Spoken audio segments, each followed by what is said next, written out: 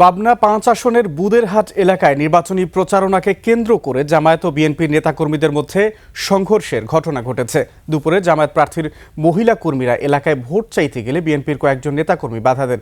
এ সময় বাকবিতণ্ডার এক পর্যায়ে ধাক্কাধাক্কি ও হাতাহাতির ঘটনা ঘটে।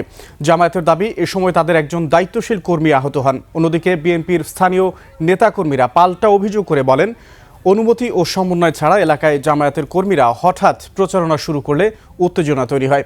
পরিস্থিতি নিয়ন্ত্রণে আনতে গেলে ভুল বোঝাবুঝি থেকে ধাক্কাধাক্কির ঘটনা ঘটে। খবর পেয়ে সেনাবাহিনী ও পুলিশ ঘটনাস্থলে গিয়ে পরিস্থিতি নিয়ন্ত্রণে আনে। 15 নম্বর ওয়ার্ডে দাঁড়িপাল্লার পক্ষে গণসংযোগে এসেছিল। আসার পরের থেকে 3 দফা মহিলাদেরকে বাধা দেওয়া হয়েছে, লাঞ্ছিত করা হয়েছে। সর্বশেষ আমাদের পুরুষ সংগঠনের ভাইরা যখন আসছেন, আমাদের এলাকার দায়িত্বশীল সুলতান, তাকে মারধর করা হয়েছে। আমি প্রশাসনকে অনেকবার অবহিত করার পরেও তেমন কোনো ভূমিকা পাই নাই।